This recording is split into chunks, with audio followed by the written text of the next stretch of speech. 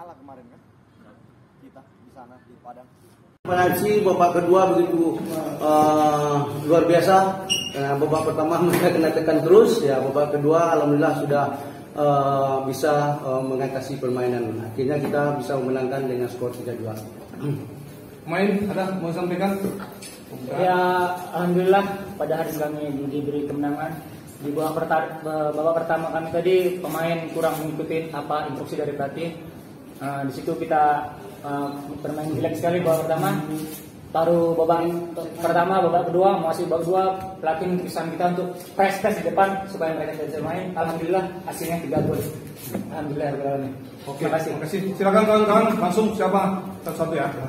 Silakan. Apa yang buat babak pertama Semen Padang ini kurang bermain lepas? Itu ya seperti disampaikan oleh Kapten dari Saiful ya. Babak pertama mereka mengasih jarak ya, ada jarak antara lane 1, lane 2, lane 3 itu dengan lawan. Akhirnya lawan bisa menguasai bola, akhirnya kita dipimpong ya, dipimpong capek sendiri. Jadi artinya marking pertamanya nggak betul. Nah, itu babak pertama terjadi babak pertama. Jadi babak kedua alhamdulillah semua pemain udah menjalankan instruksi. Akhirnya pemain PSDS tidak bisa berkembang. Ini kita bisa mencuri gol. Yang sampai saat ini ini udah berapa kali gol? Kena udah 8 gol. 8 gol. Top skor ya berarti ya. Iya lah kan siapa kan masih Isabel masih 7. Lawannya Isabel. Terus hari ini dia menunjukkan ciri khas dia itu. Iya, Kenet ya. Ya saya udah bilang sama semua pemain Kenet, ya Kenet jangan turun. Dia menjadi target man karena pemain-pemain lawan takut sama dia. Kalau dia turun ke belakang artinya nggak ada yang ditutupi di depan. Akhirnya mereka Kenet menjalankan instruksi, alhamdulillah bisa dia bisa.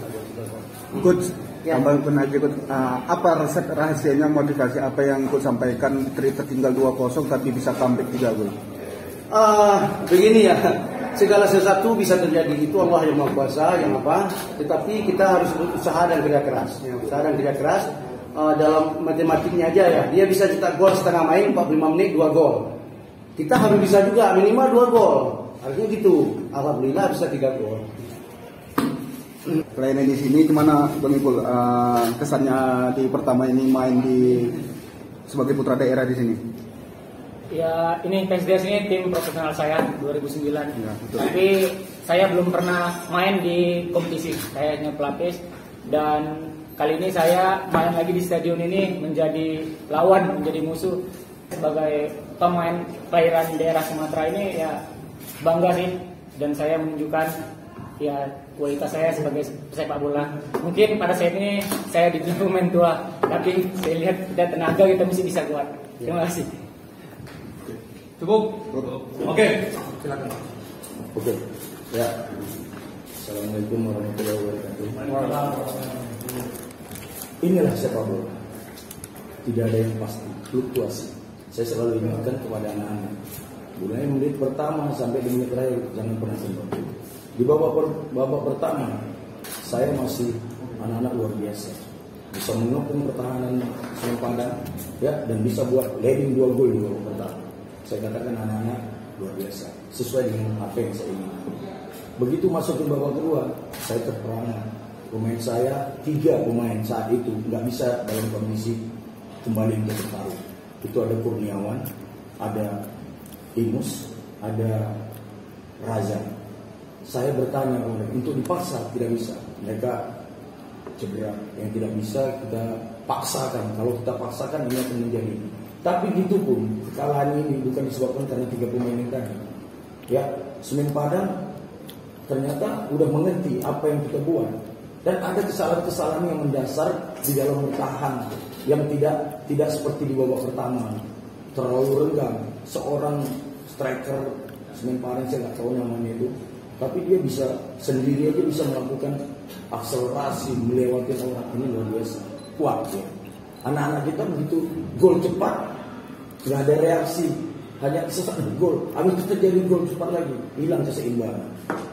Ya, saya udah ganti langsung 3 pemain karena ada beberapa pemain yang sudah macam Purnomo, macam Bima, saya nggak bisa lagi maksimalkan. Ya, saya jalan, ternyata nggak bisa keluar dari tekanan. Ada beberapa peluang seharusnya begitu kita main babak pertama masih 2-0, ada peluang yang dibuat oleh Yoga itu bisa dikompresi menjadi gol, mungkin suasananya berbeda. Tapi itulah sepak bola, ya sekecil apapun peluang kalau tidak bisa dimanfaatkan dengan baik, tidak akan menghasilkan hasil yang baik juga. Saya bertanggung jawab dengan kekalahan ini. Saya rasa itu aja. Bagi pemain ada yang mau disampaikan? Saya mewakili teman-teman ya, mohon maaf nggak bisa kasih poin 3 ini. Babak pertama kami dominan, tapi babak kedua kami kehilangan konsentrasi. Jadi ya inilah sepak bola, apapun bisa terjadi. Terima kasih. Agak pribadi aja sih maksudnya menandai debut sebagai pelatih profesional di laga ini, apakah pribadi kurang puas atau gimana? Kok dari pribadi Abang ini? Sebenarnya saya percaya diri. Saya nggak ada rasa nervous atau gimana sebagai debut saya biasa aja saya anggap. Ya mungkin bedanya kan debut profesional. Ya sangat ini apa namanya tuh, hari ini tekanan memang tinggi kelihatannya, tapi saya sebenarnya nyantai aja karena saya yakin dengan anak-anak saya. Begitu menang 2-0 saya tetap ingatkan, tapi begitu gol cepat terjadi, gol lagi, saya bilang saya beri enggak, ternyata anak-anak bisa melangkah lagi gitu. Saya kehilangan beberapa macam kurniawan di babak kedua itu. Saya kira sosok itu kita dengan strategi saya nggak dapat lagi. Joker bukan tidak baik, tapi Joker selalu membuang peluang-peluang yang sudah di depan mata. Ini akan saya perbaiki ke depannya. Jadi itu salah satu evaluasi. Iya, evaluasinya seperti itu. Ada beberapa pemain coba deh gol kedua harus bola dipasing sama Danu, dia kontrol, direbut langsung di kantor gol. Ada kesalahan-kesalahan yang dasarnya dan ini menjadi PR buat saya ke depan. Saya rasa tim ini, saya hari ini apresiasi buat anak-anak saya. Mereka bertarung sebenarnya, cuma mereka kurang beruntung aja. Jadi coach, yang coach lihat dari sudut pandang ini, satu yang menonjol dari mereka atau memang sebenarnya kerja tim mereka itu luar biasa? Sebenarnya kerja tim mereka juga bagus, tapi mereka punya pemain depan yang bisa kapan dia harus super play, kapan dia harus cepat menunggu, itu ada. Kenapa? Strikernya itu bisa menentukan cepat atau tidaknya. Dan kita memang mengantisipasi sebenarnya. Saya udah bilang sama anak, ini bahaya dengan heading. Ternyata kekhawatiran saya terjadi 2 gol itu yang membuat saya sedikit agak saya bilang sama anak agak sedikit inilah. Saya nggak percaya kenapa. Itu saya selalu ingatkan gol ini. Tapi ternyata kejadian gitu. Padahal kita udah ingatkan. Terakhir gol dari saya itu soal Noriki Anggada, kenapa dari terakhir Noriki yang kepak kita. Ya, Noriki ini sebenarnya waktu official training kemarin dia dalam keadaan posisi dia demam, flu. Cuman kita tanya ke dia, berkoordinasi dengan dokter, gimana Noriki? Dia minta main, kita kasih main. Seperti itulah dia main dalam keadaan kondisi flu. Sebenarnya risikonya berat, tapi kita ada konsultasi. Akhirnya dia juga nggak bisa buat apa-apa hari ini, hanya sporadis saja. Tapi nggak seperti dia bermain, mungkin ya itu dia kan mungkin dia ada flu lah hari ini, makanya dia nggak dalam kondisi tidak sangat baik.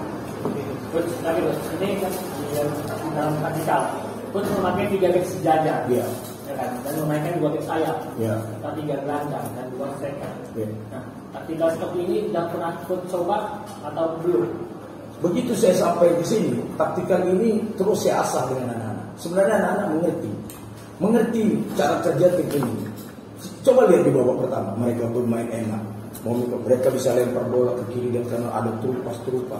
Tapi itu dia tadi, saya kehilangan Kurniawan di depan. Ya, jadi iramanya main di babak pertama dengan babak kedua itu berbeda. Kurniawan dia menunggu, beda sama Yoga. Kalau Kurniawan menunggu, ada yang masuk, siapa yang pegang nomor 6, siapa yang pegang ini, siapa yang delay, itu udah sebenarnya tahu. Bolong di babak kedua, karena apa? Saya nggak tahu anak-anak di babak kedua tuh gimana gitu. Begitu masuk, seolah macam nggak siap ya, ya itu yang saya rasakan. Dan ini menjadi evaluasi buat saya. Ini kan masalah mental ini. Tapi kalau bicara taktikal yang saya pernah kerjakan ini, sebenarnya begitu saya masuk ini saya udah perkenalkan sama anak-anak. Dan ini saya rasa nggak ada masalah. Buktinya di babak pertama kita bisa memainkan Semen Padang, bisa bola lempar, ada tumpas, ada pergerakan. Berhasil saya bilang. Cuma di babak kedua konsentrasi. Di sini yang saya lihat konsentrasi anak-anak di babak kedua agak hilang. Coach, soal slot asing kita yang terakhir bagaimana, Coach? Kan bursa transfer masih ada nih sampai tanggal 28. Ya, kalau nggak ada Aral melintang, besok kita kedatangan satu pemain dari striker dari Lebanon yang pernah main di Persik Kediri, Ibrahim Bos Saud. Mungkin ya besok kalau dia datang kita akan training hari Senin, mungkin bisa kita bawa langsung main di lawan Pekanbaru. Berarti apa ya, Coach? Udah deal atau masih